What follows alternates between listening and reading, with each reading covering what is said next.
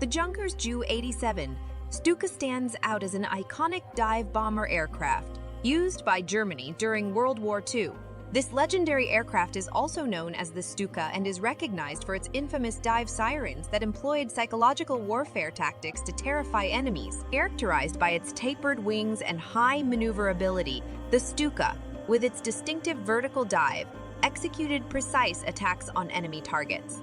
Equipped with bombs designed to penetrate heavy armor, the Stuka held the potential to alter the course of battles. While initially effective, its efficacy waned as the proliferation of swift fighter aircraft increased. Nevertheless, the Ju-87 Stuka holds a significant place in military aviation history and remains a symbol of the war.